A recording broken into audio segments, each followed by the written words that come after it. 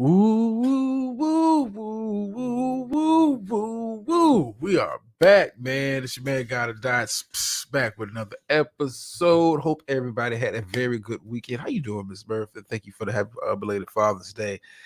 Yeah, very good weekend. Very good weekend. How are we gonna get into some action? Talk about some games. The NBA Finals is over. If you saw the title of the show, are the Boston Celtics the next NBA dynasty? We're going to talk about it tonight in detail. We'll talk about the end of this series and look forward to some of the free agency stuff that kind of goes on. I just found this out last week. This year in particular, usually it's around July 1st when NBA quote unquote free agency starts and deals can be announced and that kind of stuff. But this year, as soon as the finals was over, teams are able to get that kind of stuff done early if they haven't already been kind of working out. But we'll talk about that in depth. How you doing, Dr. Nikki? How you doing? How you doing? How you doing? It's been a minute. Been a minute since I've been over here. Brother was busy, man. Brother was busy. Had a little bit of a headache last week. I just couldn't concentrate. Just wanted to kind of sit back. Of course, I got out of the Friday show, Saturday show. If you haven't subscribed, and if you haven't heard the conversation that was had on a Father's Day between me and a brother of a certain age, matter of fact, let me find his link if you're not already sub, because it was a very, very, very dope conversation between myself and him, and very much needed conversation. Give me a second. I should have had this. Let me drop his link. Brother ain't got no mods over here. Let me go to his page. Copy.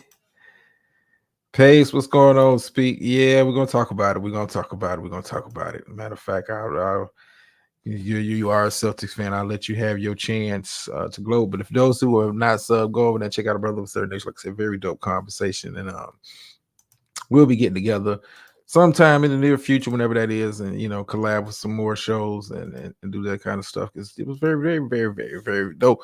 All right, so let's talk about the end of this NBA season. Celtics wrap up the NBA championship last night. Congratulations to the Boston Celtics for doing it in 5 and doing it in very spectacular fashion, blowing out the Dallas Mavericks last night on the home floor.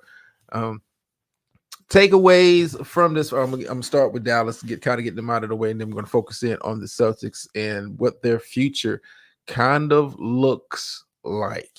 I know Speak Greasy is thinking they're gonna go on a dynasty run, and it's pundits saying that maybe not. We're gonna kind of talk about that in just a second, but congratulations to the Dallas Mavericks for making it to the NBA Finals. I would say this about Dallas. Left a lot to be desired. I'm not gonna lie to you. I did have them winning this series, but they were the underdog for a reason. But they left a lot to be desired as far as being competitive on the highest level. I was not satisfied with the performances, especially with Kyrie. And I got to give a lot of credit to Kyrie's poor performance during the NBA Finals, to the Boston Celtics defense. They really made a concerted effort to really focus in on slowing him down. I would say slowing him down more so than Luka. It was kind of like, Luka, get yours. We're gonna focus on Kyrie, because Kyrie is the one. In the game they did win, Kyrie kind of did his thing, carried the load, and performed at a very high level. But Dallas, you got some work to do. You obviously got some work to do. I think this team, as they move forward, I like the backcourt of Kyrie and Luka. Second season together. They learn how to kind of work off of each other. I think they are in need, and this is just my opinion when I watch them play, they're in need of another playmaker, whether it be a starter or somebody that comes off the bench to kind of alleviate the load of having to create, not only for themselves, but for others, take some of the pressure off Luka and Kyrie to always have to go out there and pretty much put up spectacular numbers night in and night out. Sometimes you need guys to kind of step up in spots. You need guys that can go get their own shots, and that's what you saw from the Boston Celtics. One game you had Drew Holiday give you 30 apiece. Porzingis was very big in game one. In the game one win, Derek White performed well in spots. Horford performed well in spots. Boston's bench came up when they needed to come up. I think Dallas, you can take a real hard look at your roster. And I'm kind of squarely looking at Tim Hardaway Jr. Dude, why are they paying? Why are they paying, bro? why are they paying dude the kind of money that they're paying him? Yeah, he's getting paid starter money, man, but he's so deep on the benches in the doghouse. I expect them to kind of move on from him this offseason. Dallas, it's going to be still an uphill climb. And you made it to the NBA Finals. I'm not going into next season looking at Dallas Mavericks as one of unless they get a significant free agent. I'm talking about like a Paul George or something, which I don't see happening. You're still looking up in the West. You're still going to be looking up to the OKCs. You're still going to be looking up to the Minnesota Timberwolves. Still going to be looking up to the Denver Nuggets. So you got some work to do. If I'm Dallas, one of my main focuses this offseason is going to get me a guy that can go get his own shot. And it doesn't necessarily have to be a starter, but somebody that can create and get their own shot. Not a volume shooter, but a shot creator. To take some of the pressure off Luka and Kyrie. I think too much was put on them, and but hey, they've performed up until the finals, but when you have no other option is either Luka or Kyrie coming down the floor for 48 minutes, it makes it easier to kind of focus in. I think Boston did a very good job defensively, focusing in mainly on Kyrie. I will say this also about Luka before we move on to the Boston Celtics and talk about their performance in this NBA Finals. Luka, you got to put more effort in on defense. I think the first 3 rounds of the playoffs, the defensive performance that you saw from the Dallas Mavericks, I'm not going to put it all on Luka saying that he was the catalyst for that, but you saw a much better defensive effort from Luka the first 3 rounds of the playoffs. I don't know if it was fatigue. I don't know what it is, but you need to have that. You need to have that same kind of effort that you had the first 3 rounds, especially like the last 20 games. Coming into the playoffs when Dallas became one of the better defensive teams in the league, you need to have that kind of same effort. If not so that you got to go out there and be Bruce Bowen every time down the court, but you got to be able to step up in spots and play way better defense than you did. I saw too many times guys was blowing by you. You was kind of getting picked on, much like you guys picked on Rudy Gobert in the Timberwolves series. Boston was seeking you out with a lot of pick and rolls, getting you at the top of the key, and knowing that not that you can't play defense, because you showed that through the first 3 rounds of the players that when you put your mind to it, you have the skill to play pretty good defense. I knew he was coming, but as of course, no one comes up without the pat down. Without the pat down. Cue the Jaws music. Dun, dun. Dun, dun. What's going on, Speak? Nah, man, go and finish with your monologue. You talking about the losers. I'm just waiting for you to talk about the winners. Okay, well, so I've kind of got the Dallas Mavericks stuff out the way. Congratulations to them for making it to the finals. Question of the day coming out of this series. Congratulations again to the Boston Celtics for taking care of business. Winning when they were supposed to win.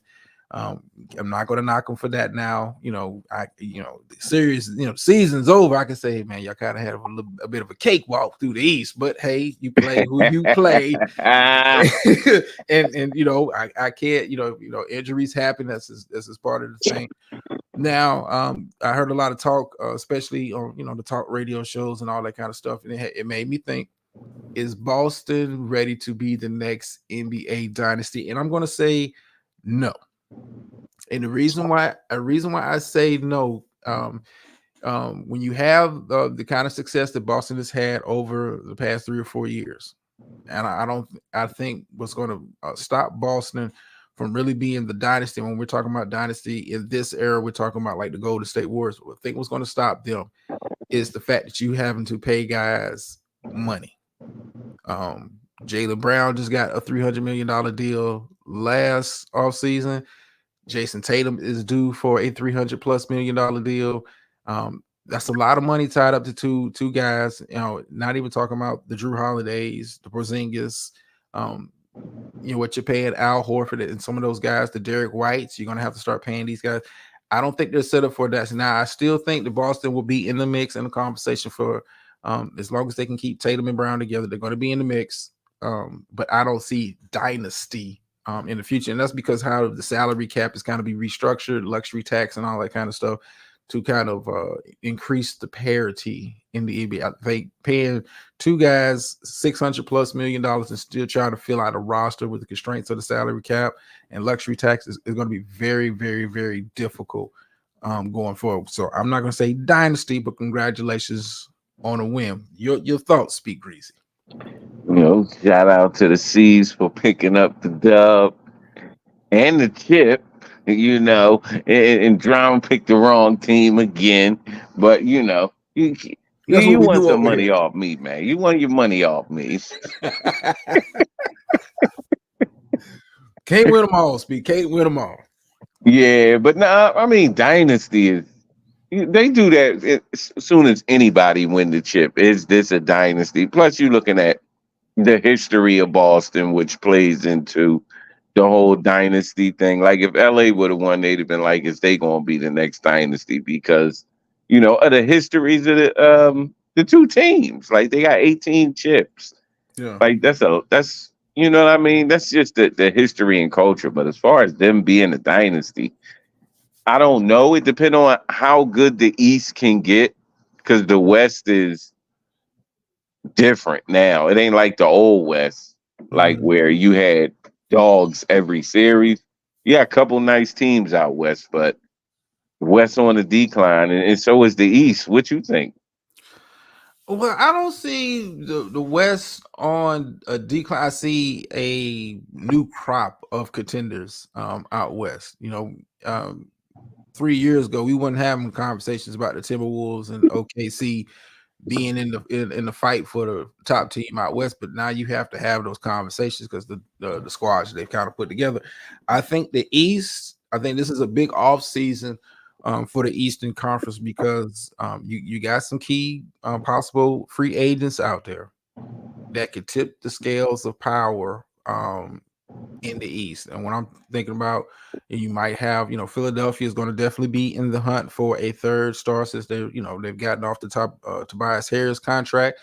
They still got to take care of Maxey. I don't think that's going to be an issue. But it's been rumored that maybe Paul George is in play or DeMar DeRozan possibly in Philadelphia, maybe even a Klay Thompson. The East is got some a player here or there. We're having a completely different conversation about the top of the East. So I look at this offseason more than anything is New York is in play for a Paul George. Can you imagine a Jalen, a Knicks team with Paul George on it can be, right there with Boston when we're talking about star power and guys being able to get it done. So I think this offseason more than anything is really going to tell the story of the East going forward. If those big moves don't happen, I think Boston, to me, already the favorite going into next season will be even more so of a favorite if they're able to keep their squad together and nobody in the East adds anybody. We might be talking about repeat champions. But Yeah, I mean, but I don't see the Sixers the way they play getting anybody that's going to compete with Boston.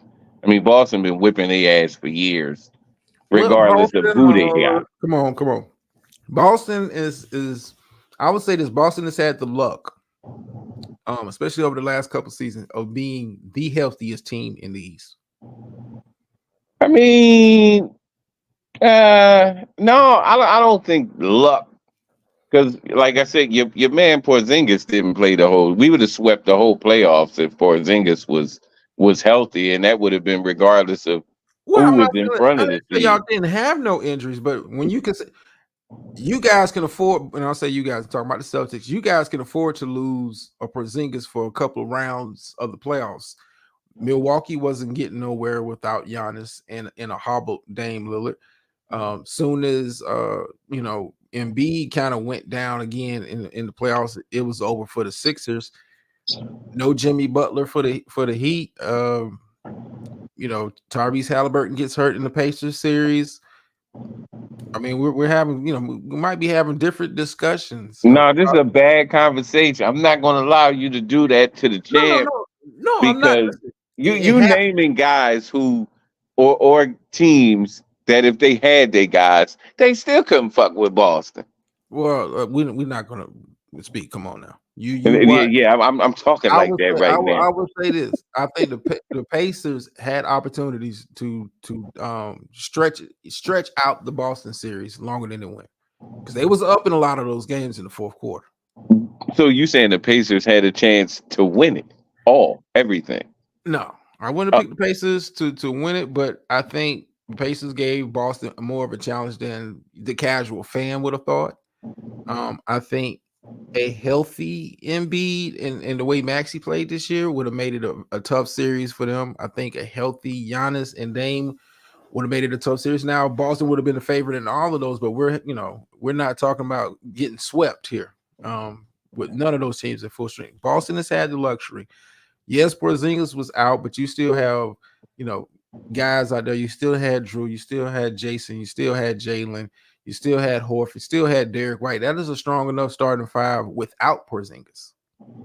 true indeed, true indeed. Now you talking these other teams, they got to get guys Well, that that's what can I said. work. That's what I said. This off season for the East, we're talking about could really tip the scales of power. Because, like I said, if the East doesn't get none of those difference makers type players, we're in the same situation we are this season. Boston, clear cut above the board favorite, but I think if you add a Paul George to a Philadelphia, hell, if you add a DeMar DeRozan to a Philadelphia, it inches them closer to Boston. But are these guys proven winners, or you're just trying to make a better team? Like you got to build a championship team, not just a team with a bunch of people. I mean, you see Phoenix, they got talent up and down the roster. Can't do shit with it. Well, the Phoenix is top heavy, but once you get past the top three, and I don't consider that. I never really considered Bradley Beal to be that upper echelon of a superstar anyway. Great player, but you was on the Wizards for a long time for a reason. You, I'm just gonna Yeah, be no, honest. that's true. I'm But gonna when be you honest. look at their roster, it's like, I mean, when you look at their starting five, you like, all right, we got, 4 to 5 guys that's live that you have to guard. And it didn't work because you lack in defense. So you could bring Paul George to Philly. What's it going to do? We know Embiid going to play 60 games and be who he has been throughout his career. Well, Injured. I say Philly because Philly has, Philly has some money this offseason.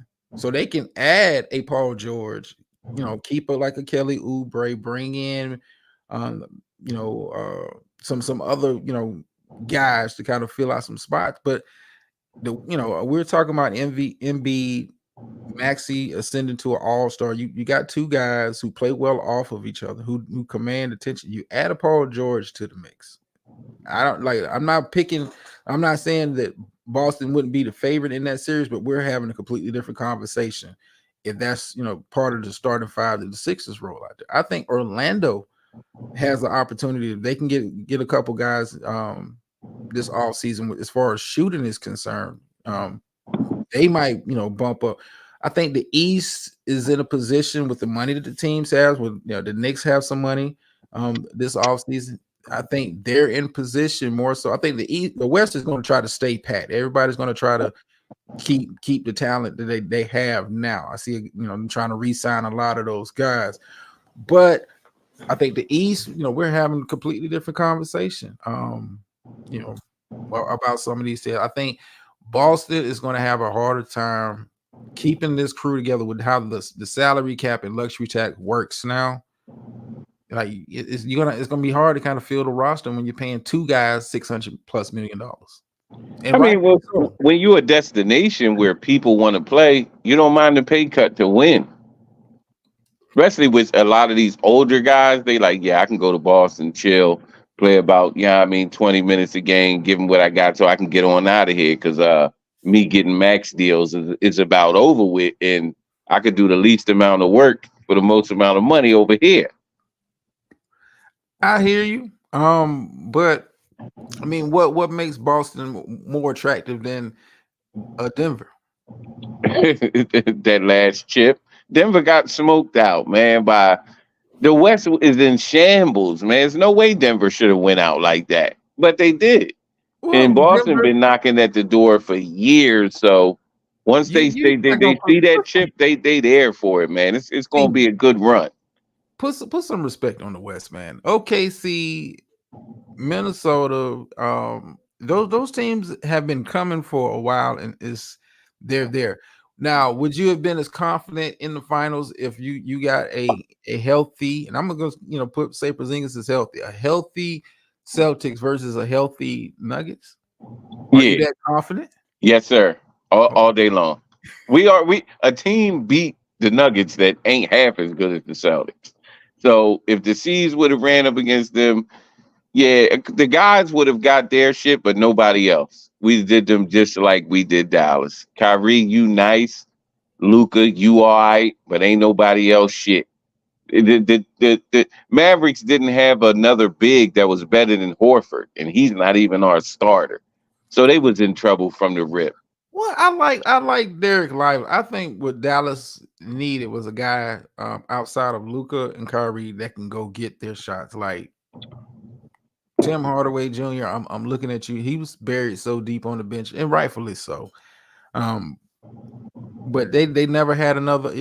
Boston, it made Boston's job easier on the defensive end when you knew it was either going to be Kyrie or Luca that was shooting.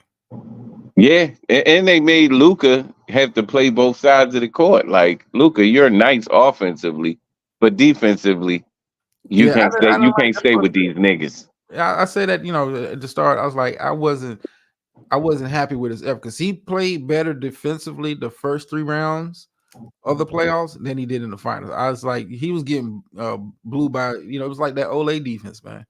Yeah, he was getting picked on, but Yeah. they was like, yeah, can you play defense? We know you can score, but if we can go get a bucket off of your bucket, that cancels out. Yeah, I wasn't happy with his defensive effort. He's never been a great defender, but he played better the first 3 rounds defensively. He wasn't locked down, but you don't have to be locked down, but you got to be able to, when it's time to play defense, you got to be able to play defense, even if it's in spots like much like LeBron does. Like I got to chase down to me if need be. But I don't have to sit in the chair for 48 minutes either. You got to know when to pick your spots, and I think Luka frustrations on offense with how he was shooting this series, played a part in his defense because it was like no effort. Even here you are. I watched game 5. The offensive rebounds they was getting. Luka is like ain't boxing out now. Where was what's going on around them guys cutting back door. I was like, man, this is bad. And I don't like the body language, man. I mean, but you gotta look at. You can't really blame Luca because this is his first time getting there, playing over 82 games in a season, and this. Yeah, I mean, we've been failing, for the past 5 years. That it was just their time, and this was Luca's first time. So he got put on blast. He had to see a bunch of guys out west, and then the best people from the east, which is Tatum and Brown. And that's tough to ask Luca to go out there and play defense on people who you can't stay in front of. Well, listen, I wasn't expecting. Listen, I wasn't expecting Luca to turn into goddamn Bruce Bowen, but god damn, like give me like listen, Kyrie's not. He's never been a great defender, but this particular playoff run, I saw Kyrie show a lot of effort on the defensive end, a lot more effort than I saw from Luca. I will clearly say that with all his struggles on offense and how Boston was shutting down Kyrie. He played pretty good defense when he had to, much better than Luca. Like I don't need Luca to be Bruce Bowen. I No, don't. I mean Kyrie tried, but Kyrie's best defense is about the same as Luca's best defense. It's just non-existent. That's not what those guys do. They don't play. Kyrie was getting posted up. Oh, come here, little fella. Watch this. And they was taking advantage of both of them because at their best, playing their best defense it's not even average in the NBA. They're just not great defenders. They're all offense, and when you can't get stops, it'll weigh on you, man. It'll weigh on you, Doc. Yeah, listen, I hear you, but give me the effort. Like, don't make it such you saw Luca get targeted more than Kyrie. I mean, Yeah, they was running a lot of screening rolls to get Luca in one-on-ones. He couldn't stay in front of anybody. Couldn't stay in front of Tatum. Couldn't stay in front of Jalen. Derek White was cooking him. Drew Holiday was cooking him. Like, they was singling him out, much like Dallas did to Minnesota. Kept singling out Gobert. Come on out here. Let me expose you. Let me get this quick blow by, and that's what it was. I didn't like that. I just didn't like the effort. I've never thought that Luka was a lockdown. Neither Kyrie, but this particular playoff run up until the finals, they showed a lot more effort on the defensive end, and that's part of what got them to the finals, because they played defense so well through the Western Conference playoffs. To not see it in the NBA finals, it's the lack of effort. Like, I I get it. mean, they're the center. Lively though, he didn't have to play guys that would step out on him. You know what I mean? Like everybody they played, they didn't have a big that would stretch the floor like constantly. Like you better get out there when they drive and kick. So they putting Lively in situations where, do I guard the rim? Oh shit, that guy out there, that's Horford. He'll make that. So now I gotta vacate and leave Luca by himself. So I would have let Horford beat me. I mean, yeah, I would, if you got to pick a poison. The odds of Al Horford walking away Finals MVP is slimmer. I'm gonna assist Luca. If Horford is stroking it, if he's the big that is stroking it, that's fine. I'm gonna have to live with those kind of nights, but I can't let Jalen get going. I can't let Tatum get going, and I can't leave my star player on an island defensively to get exposed. Because if you're helping him on defense, they say him a little bit of energy so he can be better on offense for you guys. But leaving him one-on-one with Tatum at the top of the key, come on, man, you asking for it. yeah, that was. I mean, that's great coaching though. Like you put their best player in a spot and let them know that yeah, we're attacking you, and it's kind of demoralizing for that great player because he like, yo, they are fucking with me.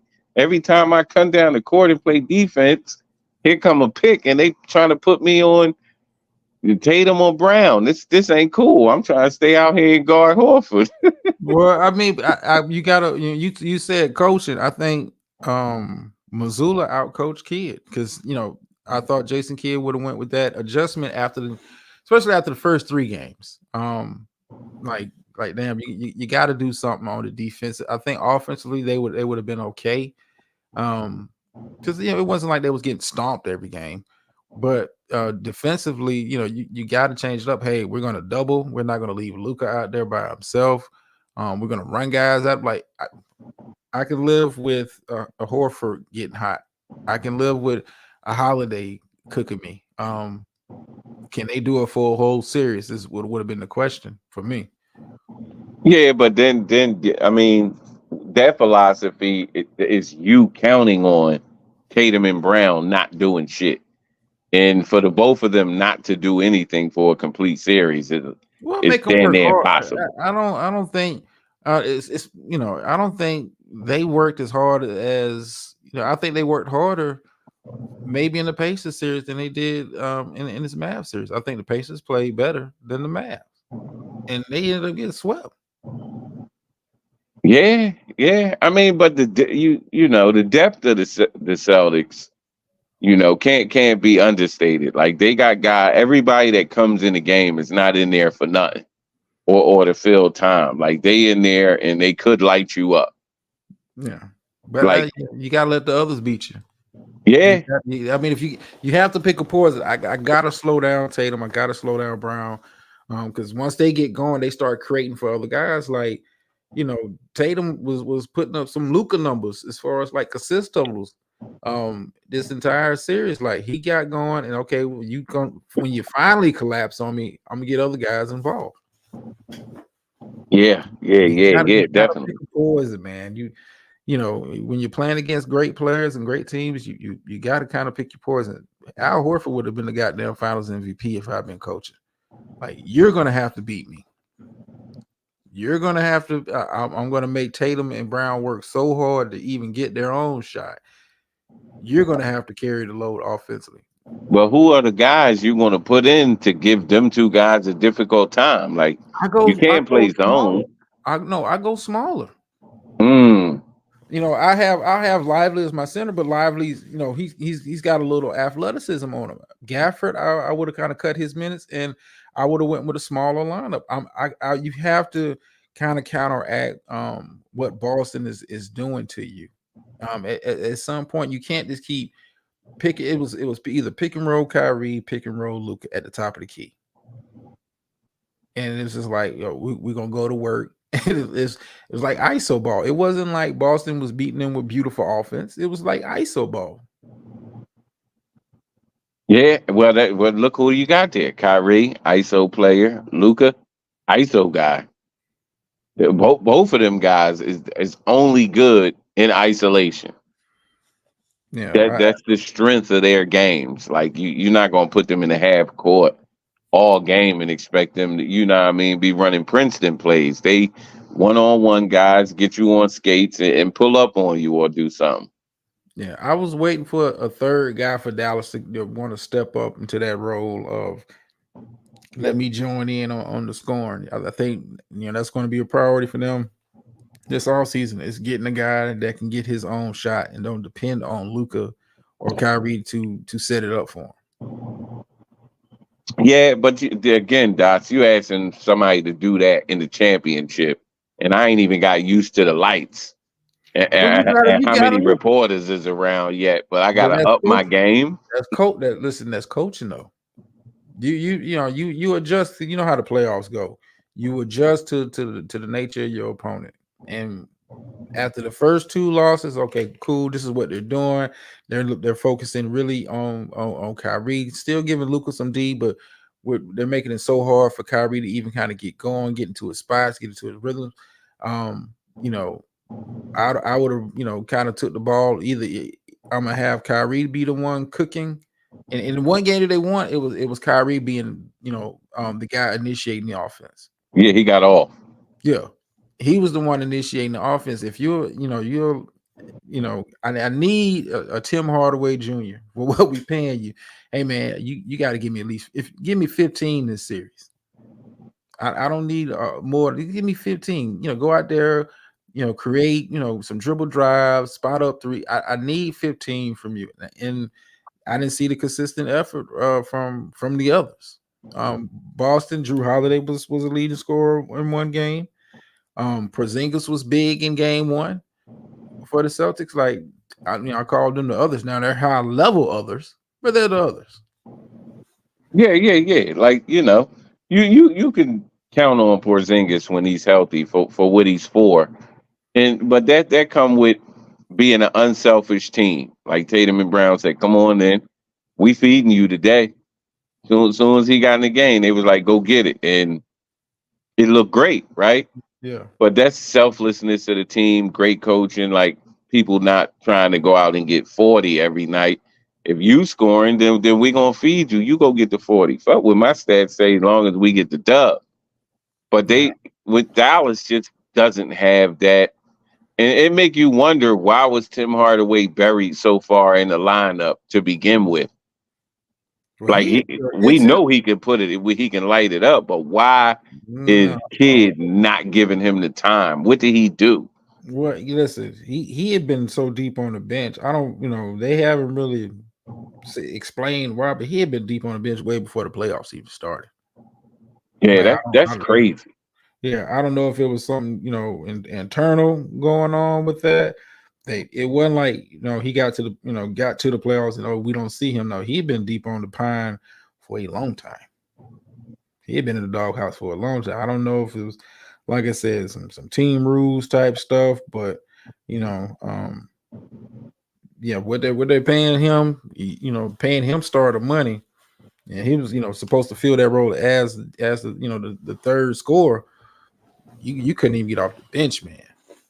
Yeah, that I mean, it's weird, Doc. When you look at it on a playoff run, and you're not even, the rotation gets shortened up in the playoffs, Yeah, and you can't get in. Something happened that they're not telling us. It ain't just yeah, they're denying his skill. They know what he could do. They gave him the money, but for him being buried like that, they kids see something that's like, nope, you ain't playing today. yeah. I expect him to be up out of there. This all season, I expect him to be up out of there swiftly and professionally. Get his ass up on out of here. You don't fit the culture, and I think that's part of it too. Like I don't know, maybe with some unselfish stuff going. I don't know. They really haven't said, but for what you paying the guy for him to be that deep on the bench is kind of unheard of, especially in today's NBA. I mean, look at the Sixers. Like I know they haven't been happy with Tobias Harris since they signed his ass. But they were like, I'll be damned if he ain't gonna get some minutes. Yeah, right. He ain't giving us shit what we're paying for, but I'll be damned he's sitting on the pine. Yeah, that's strange. So, do you think they could get back there, or they just had a good run this year and I they, think they they pretty much middle of the pack? but they came into this postseason middle of the pack. I want to say they was the 5 seed. Yeah, they was. Yep, Yeah, five or six.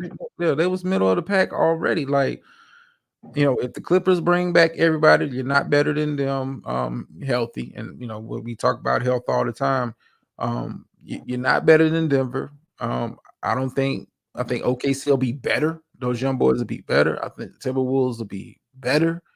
That's not even counting, what Memphis may look like with Ja coming back. Sacramento still have a nice squad out there. Like, it's still a fight in the West. I'm not even talking about, what the Lakers could or could not do. I mean, they're somewhere in the conversation, but it's a dog fight out west. I don't think anybody had them even coming. Hell, they weren't even the favorite in the first round. Right. Nobody seen them going to. Everybody I had Denver going back. Yeah, I think a Yeah, lot I of people mean, had Denver going back. I heard some people, as the playoffs kind of got on, Clippers were a dark horse coming in. Um, Timberwolves were a dark horse coming in. If certain things break right. I mean, but I don't think anybody was picking the Mavs to get to the finals. Nobody. Maybe a hardcore Mavs fan, but most of them like nah. Especially if they'd have matched up with a Denver, I wouldn't picking Dallas over Denver. right. Not with that 7-foot monster they got there. That basketball savant. No. Yeah, I think they might go back next year, but then again, it's like you don't know. Was they a flash in the pan going all the way? Like Well, to me because they were. they were supposed to play us if Tatum didn't sprain his ankle.